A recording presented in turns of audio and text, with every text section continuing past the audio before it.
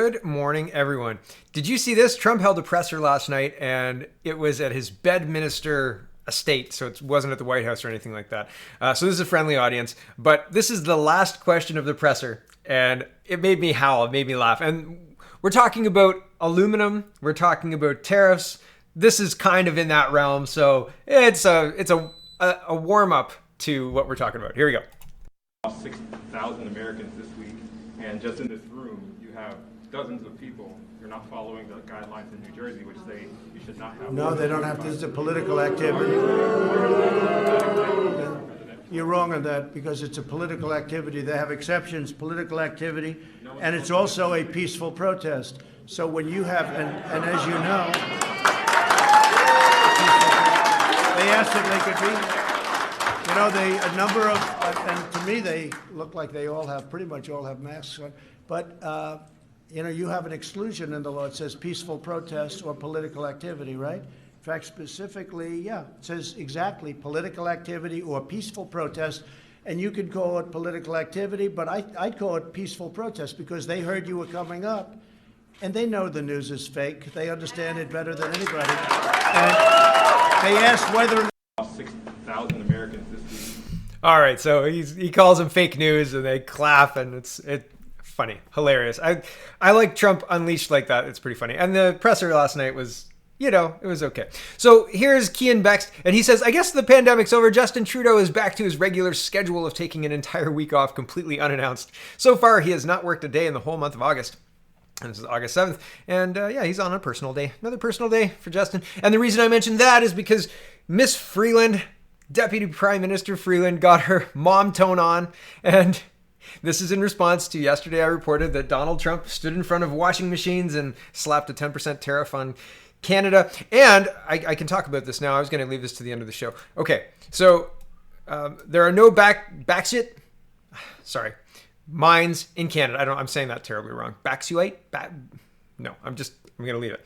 There are no raw material mines in Canada. So usually Canadian steel is smelted in Canada. I was told in the comments, and I was told to stop talking about things that I don't understand. And I get things wrong sometimes, and that's okay, but this is part of the conversation. So sometimes I have to delve into places that I don't understand, so I appreciate people pointing it out. Anyway, regardless, so Canada imports most of its raw material and then smelts it, and that's what makes it Canadian aluminum. And I think maybe the problem is not necessarily the raw stuff that we're importing, 70,000 tons from China, 75,000 from Australia. It could be these other numbers. Maybe this is the thing that Trump is upset about. I don't know, but I wanted to correct what I said yesterday. It's not necessarily that we're dumping like raw material that is smelted in Canada as Chinese aluminum. There's something going on though with regards to China and brokering aluminum or other materials through Canada. So that's what I want to make clear. But yeah, I mean, I don't produce aluminum. I don't know people who do produce aluminum, so I don't know much about that. So I apologize for getting it wrong yesterday. I hope that correction is enough. But yesterday, Trump slapped the 10% tariff on Canada. Canada responded right away by putting $3.6 billion in response, in reaction to retaliatory tariffs. And well, here's Miss Freeland getting her full mom tone on. I know I said that already, but here she is. Let me be clear.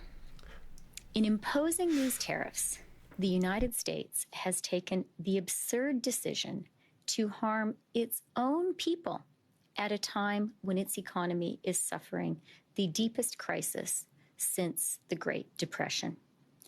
Any American who buys a can of beer or of soda, or a car or a bike, will suffer. In fact, the very washing machines manufactured at the Whirlpool plant where the president made his announcement yesterday will become more expensive for Americans and less competitive with machines produced elsewhere in the world as a result of these tariffs. I think it's interesting.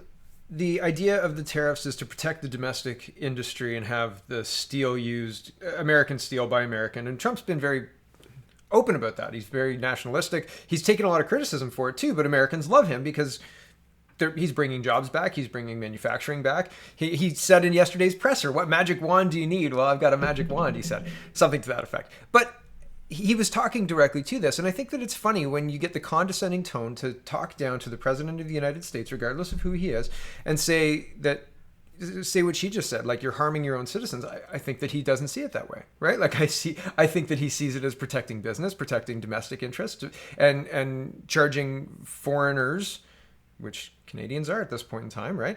And we're foreign to the Americans, right? So charging foreigners for access to the market, right? A 10% tariff. And he warned us. It wasn't like this came out of nowhere. He invited Trudeau to come in and talk about trade earlier on in the month, right? When they were signing the USMCA. Nope, sorry, I'm busy. I'm busy doing the thing in Parliament that I have to do, listening to my earpiece and not answering questions. But super busy. But he's on vacation this week, right? And so we get Freeland paraded out to respond to Trump. And you know how much Trump loves Freeland. Do you remember during the USMCA negotiation? Basically, Trump was asking Trudeau, anybody but Freeland. Please send anybody but Freeland. And then Trudeau makes her the deputy prime minister. So I'm not going to get into the $3.6 billion tariffs. This is you don't win. It would be like New York State going up against the United States in a trade war. You're gonna lose. We don't have the clout. We don't have the runway for it, right? Like, we could be like, oh yeah, well, we're gonna ignore it. Can you please continue to allow food to travel up into Canada, because we'd really like that. But we're gonna, really stick it to you with regards to these other aspects. Like, it just doesn't make sense. We don't have the autonomy. We don't have the clout. Our economy is very tightly entwined with the United States, and yet we behave as if we've got all the leverage in the world. I think Trump's being patient. Honestly, really, I think it's, incredible that it took this long for Trump to put the tariff back on in the first place, and that there's no real meaningful negotiation, in my opinion, between Canada and the United States, because if there were, they would be able to head these problems off before they blow up into public trade wars, right? If there were back channels that were functioning, if there were negotiations that were ongoing, USMCA or whatever you want to call it, why aren't they functional? Why are we going to this? Why is it we're doing retaliatory public trade wars with our closest trading partner? Maybe China's got something to do with it. We'll talk about that before the end as well. Pierre Poilievre is saying, ethics commissioner hiring new investigators to keep up with liberal scandals. Finally, a job creation plan. Haha, tongue in cheek there, Mr. Poilievre. I like it. I think it's funny. Here is an interesting thing. The mask situation in Ontario has legal precedent, and they're not allowed to do it. The nurses, here's Alex Brenson, and Alex put together this tweet. He's a former New York Times reporter and author of Tell Your Children, Pulitzer Prize loser. Ooh, that's hard to say. And anyway, he's puts together this. He says, the Ontario arbitration fight about masks is really stunning. The background, several Ontario hospitals wanted to make all nurses get flu vaccinations. Legally, they couldn't. So they required the nurses who wouldn't get vaccinated to wear masks. The nurses filed a grievance, saying that masks were useless and that they should not be forced to wear them. Both sides took the arbitration very seriously. A long fight ensued. Both sides called experts and offered evidence. And in two decisions, 2015 and 2018, separate arbitrators ruled for the nurses. All the experts agreed that there was at most limited evidence that masks reduced risk of transmission, and this is in hospitals where the risk is many times what would be in a community setting. The experts found limited risk of asymptomatic transmissions. The real issue here, because if you're coughing a lot, you should wear a mask or preferably stay home. Though they couldn't agree on the details, and this is for flu, which has been studied way more than the RO, the R naught. And testimony, I think that's what they mean there. Okay. And testimony also shows many nurses found masks uncomfortable and that they tended to have a grunge factor when worn for long periods. And there's links, there's screenshots here to go through in this thread. The thread link will be in the description. You can check it out for yourself. Back to the thread. And so the arbitrators found unequivocally in favor of the nurses. No masks. But hey, this was all before March. All the science changed in March. Science. So, very interesting. I've added this to my mask on CanadaReport.co. I've added it to my mask dangers of mask link. So I think there'll be a link to that in the description as well, regardless. Moving into one of our main stories for today, the Trudeau government paid $84 million to firm employing Katie Telford. Katie Telford is the chief of staff to Trudeau. Katie Telford's husband to manage rent assistance aid program. Rent aid assistance? Anyway. And then Norman Levine says, maybe the story's too fresh, but not a word about it tonight on CTV News National.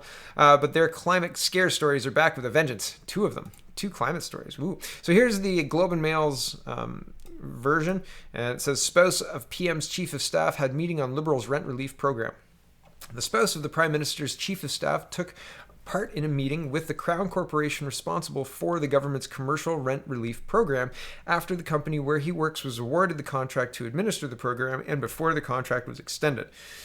Robert Silver, husband of Justin Trudeau's most senior advisor, Katie Telford, started working at independent mortgage finance company MCAP in January, according to his LinkedIn profile. The social media page describes him as the company's senior vice president of strategy, policy, and risk. MCAP was awarded a $56 million contract to administer the federal government Canada's Emergency Commercial Rent Assistance, CRA program, according to the Canada Mortgage Housing Corporation, CMHC. Spokesperson Angela Ritacco said the contract was signed on May 15th. The program was extended in July, making it worth up to $84 million, not billion, million. She said Mr. Silver was part of a June 22nd meeting with a CMHC communications staffer and MCAP regarding the public reporting of the application numbers. We are not aware of any other communications from Robert Silver, Ms. Ritacco, said. Robert Silver was not involved in contract negotiations and has not been involved with the delivery of services related to CECRA, she added. The amounts to be paid to MCAP are dependent on application volumes as CMHC is charged a fixed fee per application, Ms. Ritacco said. She said the contract was awarded to MCAP after CMHC requested proposals from 2 financial institutions. MCAP presented a stronger proposal and the lowest cost of the 2, which led to the execution of a contract agreement with CMHC. Now, that's the spokesperson for MCAP, I believe. So, I mean, it's going to be cast in that light, right? Like, Prime Minister Justin Trudeau announced the program in April. It opened to applications on May 25th. The Finance Minister office said Cabinet had no role in awarding MCAP the contract or the decision to outsource the program. CMHC chose to engage the services of a sub-administrator as CMHC does not have the internal capacity to stand up the program in short order, Mr. Taco said. Wow, that sounds a lot like something I've heard recently before. Because the public service couldn't possibly do their job. Weird, right? Because the public service said they could do their job. So I wonder what the CMHC says. Anyway, MCAP's website says the company manages more than $100 billion in assets and works in residential and commercial mortgages as well as development finance. Mr. Silver did not reply to requests for comment on Friday. The Globe and Mail first contacted him on Thursday, but at the time was not yet aware of his meeting with CMHC. Mr. Silver declined to provide any comment to the Globe and Mail about his role at MCAP. Quote, I have no interest in talking to you about any of that, Mr. Silver said on Thursday. Asked if he had any meetings with the government, he said, I am not talking about my job, and that's the end of my answers. Mr. Silver's LinkedIn page was deleted on Thursday and reinstated on Friday. Officials at MCAP did not respond to requests for comment. The offices for Financial Minister Bill Morneau and Family and Children Services Development Minister Ahmed Hassan, who is responsible for CMHC, said Mr. Silver has had no contact with their offices or ministers. MCAP's role as administrator of CECRA was never discussed or approved by the minister or his office, nor were there any conversations with MCAP, including Rob Silver.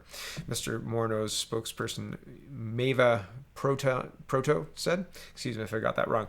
The Prime Minister's office did not respond to a request from comment on whether Mr. Silver had contacted any staff in Mr. Trudeau's office. Ms. Telford is subject to the Conflict of Interest Act, but her public disclosure page has not been updated since May 2019. The Prime Minister's office said in a statement that the Office of the Conflict of Interest Act and Ethics Commissioner told Ms. Telford she did not need an ethics screen when the PMO first raised Mr. Silver's job with the Commissioner in January. Mr. Trudeau's spokesperson Alex Wellstead said Ms. Telford voluntarily established her own screen out of an abundance of caution. To establish an ethics screen, individuals are assigned to handle questions or issues around a topic that would otherwise fall to the person who may be in conflict. This screen applies to anything related to MCAP, and it has been diligently followed since it was implemented. Ms. Telford has not been involved in any discussions related to MCAP, Mr. Wellstead said. As recently as last week, Katie contacted the Commissioner's office to submit her annual review. She again raised the question of MCAP, whether any additional action need to be taken. The advice stayed the same, Mr. Trudeau's Director of Communications, Cameron Ahmed, said. The Prime Minister's office provided the Globe with a screenshot of an email from a compliance advisor with the Commissioner's office dated January 13th. It said, based on the information provided, it does not seem likely that Ms. Telford would have dealings with MCAP, so the opportunity for possible conflict would be very remote. As such, no additional compliance measure would be required at this time, wrote Lynn Salom. So here's the CMHC website with the CERCA instructions. I had a quick look for MCAP mention here, but I think MCAP recruits, they get a cost per lead basically, and they funnel those leads to CMHC. I don't know. It seems a lot like we, with regard to how the pay structure and the reasoning behind it. Interesting.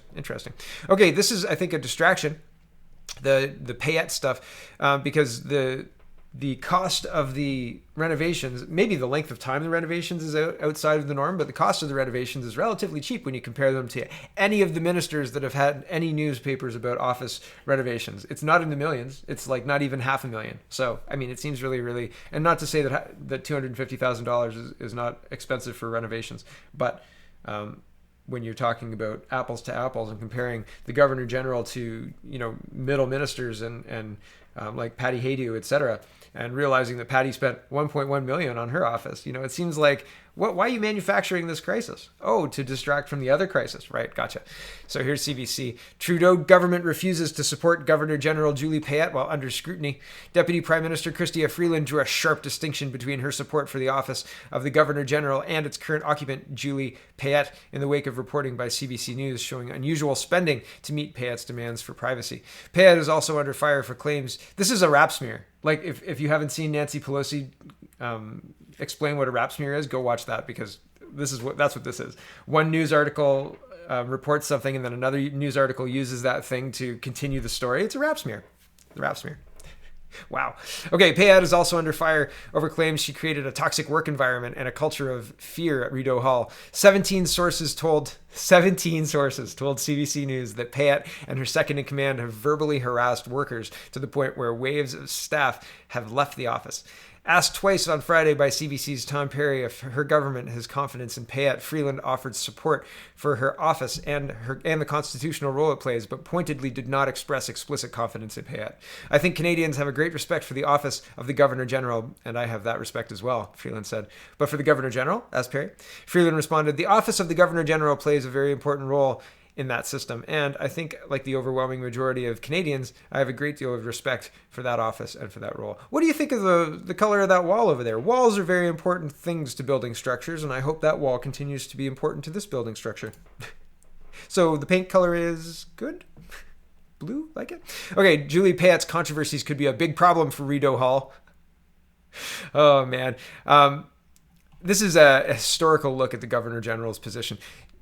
Both Michelle Jean and who's the other one? Clarkson have, after leaving the Governor Generalship of Canada, have become proponents for immigration and having immigration replace birth as the major driver of Canada's population. You can look at Miss Clarkson's website. I'll have to link to it. Hold on. Yeah, here it is. The Institute for Canadian Citizenship. This is the former. There's Miss Clarkson. Hold on. Get me out of here. There she is. And it says, our vision at the ICC keeps in mind that eventually Canada's net population growth will be entirely attributable to immigration. Right. Because, that's the vision that Canadians want. That's what we want to do. Just be a country where people just immigrate to and don't have children because it's too expensive and taxes are too high.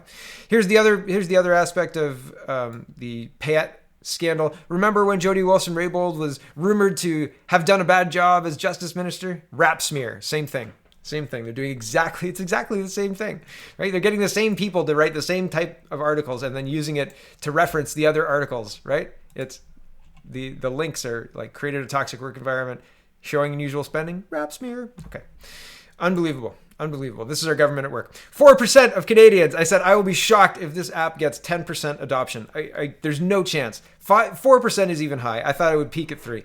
But anyway, True North is reporting Canadian government is urging Canadians to download an app that allows government to track your every movement 24 hours a day. True North's Anthony Fury says, kudos to the 96% of Canadians who clearly have some common sense. Only 4% of Canadians have downloaded the COVID-19 tracking app. Yeah, I was considering rolling I have a phone that I can install custom ROMs on, so I was going to roll back to a time when there was no COVID app at all, so I can use my Maps app again because I've disabled my location. Because no thanks. Not going to happen. Not tracking me. Because when I turn my location on my phone, and probably on your phone too, the built-in Google app for COVID-19 turns on automatically, and you can't turn that off if you have location on, as far as I've been able to tell. So I'm seriously considering it and I mean, I know I should probably have the flip phone, but at this point, I'm not doing the flip phone thing. I don't even have like text service. I use a VoIP service to text. This is the last story for today, the Chinese aspect of things.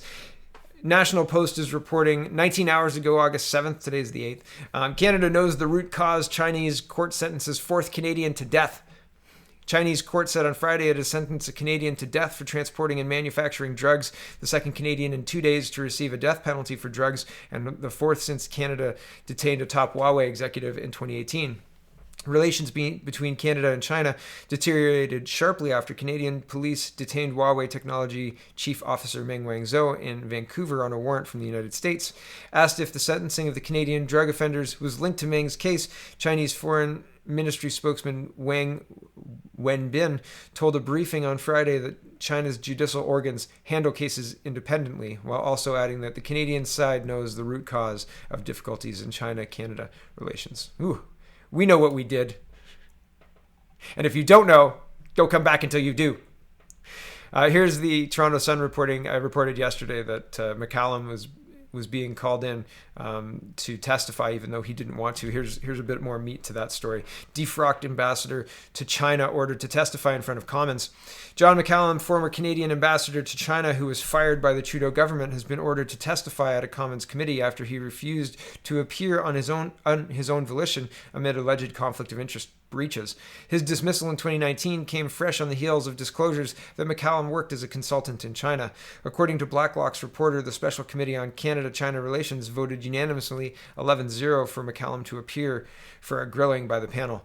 No time, date, or location was mentioned when members passed the motion. He was fired as ambassador last January after telling a Vancouver reporter it would be great for Canada if it didn't have to extradite Meng Wanzhou, a Huawei executive wanted by the U.S. on fraud charges. Extradition proceedings prompted China to imprison the 2 Canadian Michaels, Spavor and Korvig, while in the country's capital working as consultants. McCallum was appointed by cabinet as ambassador 3 years ago, describing it as the perfect assignment for him. In the days leading up to his ouster, McCallum acknowledged all consideration of a free trade pact with China was pointless.